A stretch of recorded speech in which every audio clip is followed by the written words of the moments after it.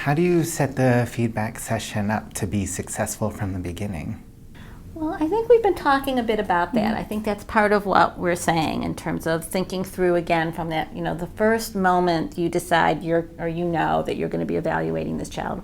What's in the chart, what's in information that parents have filled out that help you get a sense of what are their questions, why are they coming in, what's their family situation, what's their cultural situation, what's their background in terms of support they're receiving in the community, how might they be interpreting evaluation results. Start thinking about that right away and thinking about ways to help set that stage for families and think through how they're going to be able to best incorporate information. And I think setting that stage, again, from first contact, letting parents know you're part of this team. Whether it's just me doing the evaluation or if I'm part of a whole slew of other professionals who are evaluating your child, you're part of the team, and in fact, you're the most important person on the team because you're going to tell us what they're like every day. We're not going to get to see that. You're going to tell us if what we're seeing today is the kind of behaviors we need to be seeing. And you're going to go on from there to keep working with your child. So making sure that is in place, and I think, again, what you were saying, Beth, about making sure that you are checking in and giving whatever information you can as you go along so that there aren't big surprises at the end, hopefully, that there's been some comparing of notes, and if there is a difference between what you're seeing, what a parent's seeing, you could start to figure that out during the evaluation, not when you just get to feedback. There shouldn't be big surprises when you get to a feedback session. Everyone should have a pretty good sense of what's going on and where we're at least headed. Doesn't mean it's still not going to be hard to hear the diagnosis and painful and difficult in many ways, but it shouldn't be a big surprise. When you went in for evaluations, as far as the setup for the feedback and your input, did you have a lot of forms that you had to complete? Oh, yeah. We've written the equivalent of the Bible, I think, in various forms over the years. My goodness, it's crazy, the amount of documentation, in and out. Right, exactly. Providing them documentation as well as all of theirs. Yeah. Well, information transfer, though, I think is critical. I do too. It's always a tough thing. You want to deliver as much information to the clinician so that they're able to get as much understanding as possible, because they're seeing the child in windows of time and you're seeing them every single day, and it's hard, but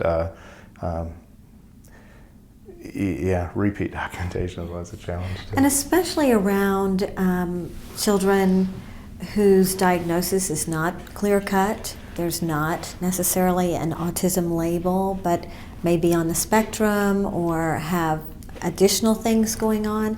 I think that information exchange is just critical because, as you say, parents are discovering new things each and every day about their child. So, And it means so much when they've gone through the forms and actually read them ahead, so that when you go in, they can ask you about particular things that are significant. and you can highlight those things on the forms that are most important for you. That's true. That is true. And we have had that over the years where we've gone in to see somebody and they've looked at our daughter and said, oh, so she has whatever. And you're like, no, did you look at the documentation? Have you looked at the chart? And that always sets the tone a little negative when you start off that way. It's like, okay, why don't you do your homework and then we'll, take a few minutes to review and then let's talk. In a way, it's a little bit false to talk about the feedback as a freestanding, separate thing. It's a component of the eval, and it runs sort of continuously alongside it. I would have to say. The only thing I would really add is I think that parent observing the evaluation is a really helpful piece for me, as far as having the parents understand and incorporate the information that I'm going to be feeding back. So when the parents and I have been there together throughout the whole evaluation, we've all seen the same data. It's not me handing down numbers or diagnoses. We've all observed them. And so I recalculate things and I present them in a certain way, but the parents have observed exactly what the kid did, and that this part was easy and this part was hard and this part was really hard. And so we've all shared some observations. And I think another piece that I don't want to minimize is that they've seen me give the kid every single chance, that I've provided whatever supports. I mean, we test some pretty tricky kids, and I think that they feel like we are giving their kid every chance to succeed when we're willing to bring out all of the sensory strategies and follow the kid under the table to complete the testing or whatever it is we have to do to meet that kid's needs in that testing session. I think then it's easier for a parent to incorporate whatever we have to say, because we've all seen the same things, and they have a trust in us because we gave the kid every chance to do well. So talking about the evaluation experience itself, sometimes you're able to go in as a parent and watch the clinician go through the assessment, and sometimes not, depending on the situation and what's happening during the assessment. Were you able to observe the evaluation process, and did it really help you understand your child's challenges and what was going on with him better as a result? That was a powerful part, I think, of the whole teamwork approach, is to be present, to be sometimes even engaged in how that evaluation is going. And one evaluation, we even had someone who was sitting with us saying, what are you seeing in these interactions? What are you seeing in these workings with your daughter? Is that how she typically behaves, or is this different because she's kind of on stage? And so that was a really great part of engagement. I was going to mention a situation that we had where it was really eye-opening for us. When we had the second autism evaluation, I was in with my son, and he was being given the ADOS.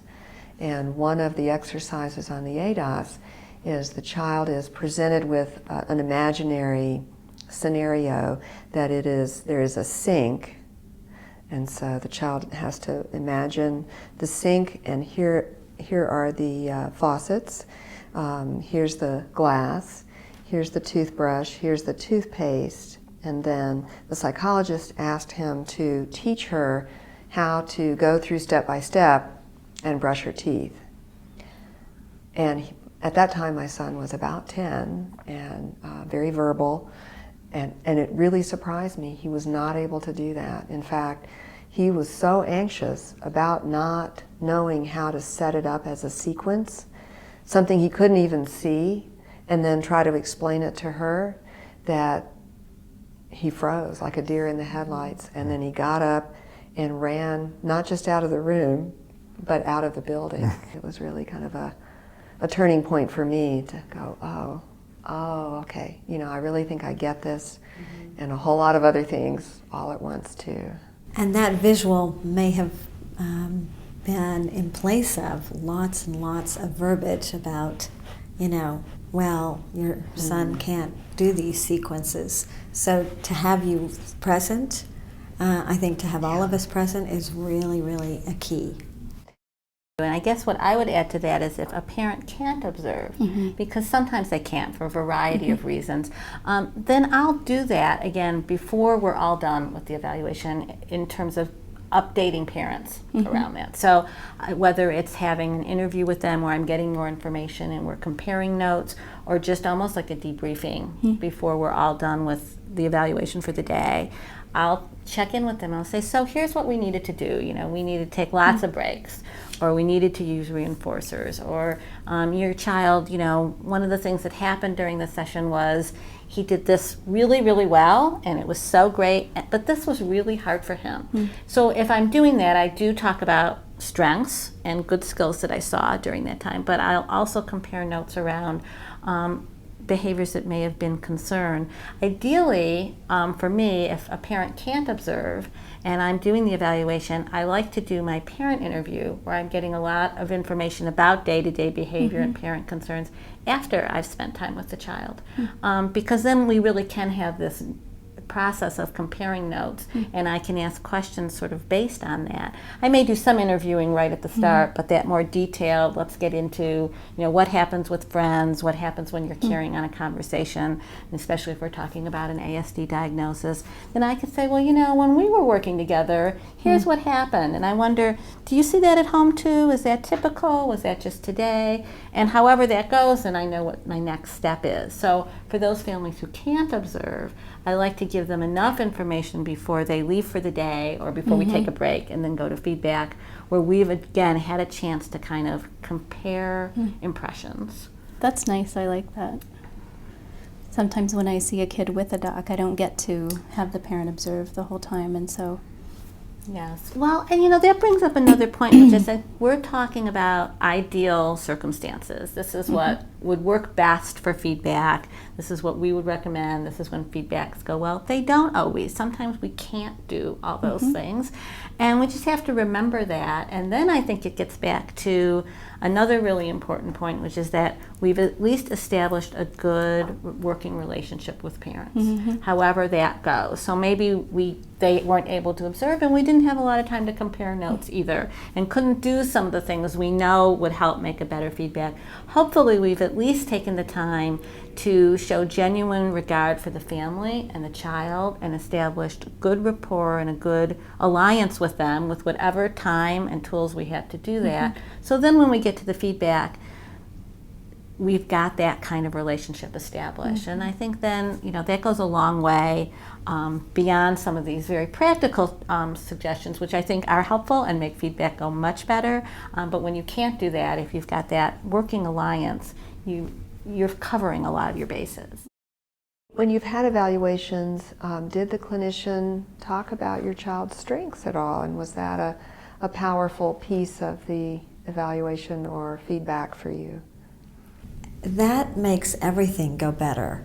When they are reaching out and engaging and looking at strengths and really working to kind of enhance the interaction, that's critical, both in working with your child and in working with you. If you're observing this and you feel like there's a genuine kind of engagement, and I've seen it in working with my daughter, where the clinician was laughing and kind of really interacting in such a way that you thought, well, one, she loves what she does, the clinician, and two, they really want the child to do their very best.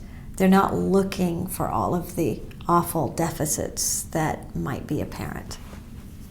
Yeah, that's a great point.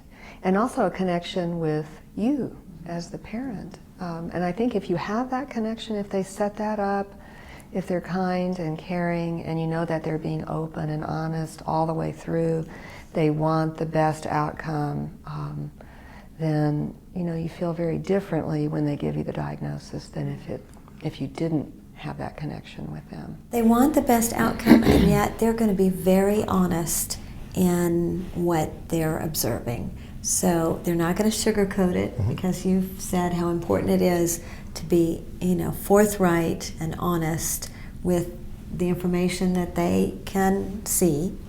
But to do it in such a way, deliver it in such a way that it's heard and processed by the parents.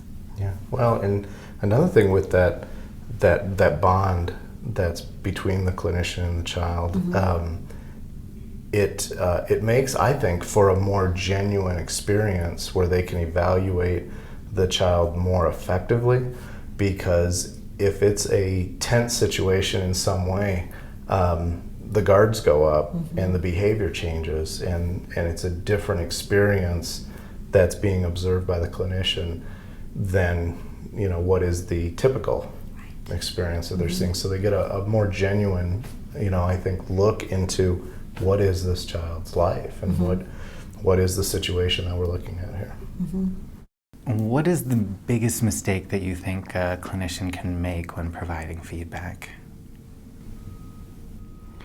Well, I think probably that mismatch, that sort of inability to process where a parent is and be in tune with where they are around hearing the news of a diagnosis and being able to do that. And that can take many forms, from I'm busy and I have to just kind of get this done and I don't have time to do this, to not really giving families the time they need to process their own feelings, not keeping track of some of the things we've talked about in terms of how much a parent might need additional information, additional processing.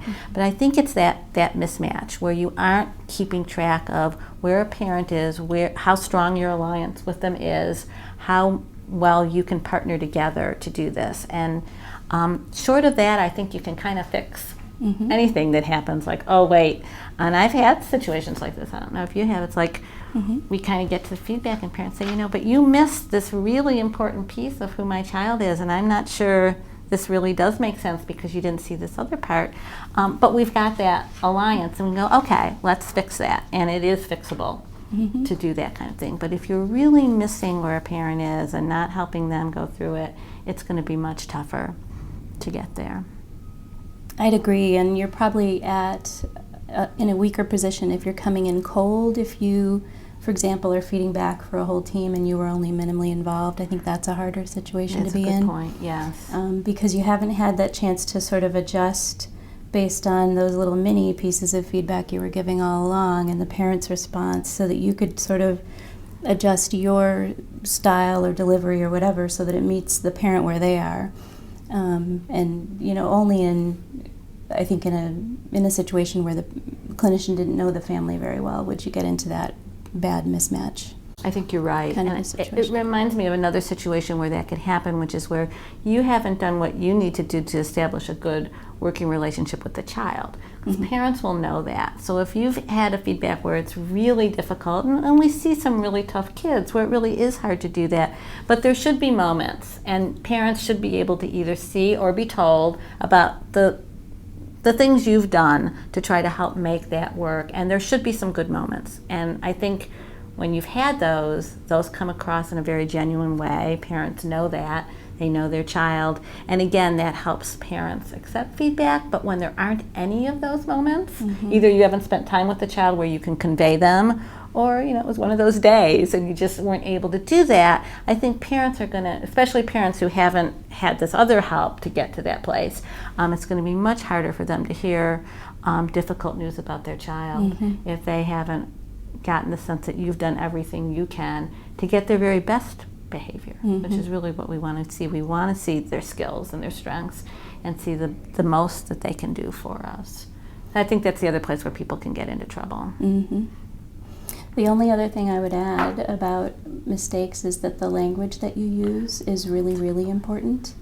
And I think that it's important to use person-first language, and it can feel a little cumbersome to get used to saying, this is a child who has autism or a child with intellectual disability. But it is important, and it's a part of that shift in how the parent sees the diagnosis as a piece of their kid and not as the whole kid.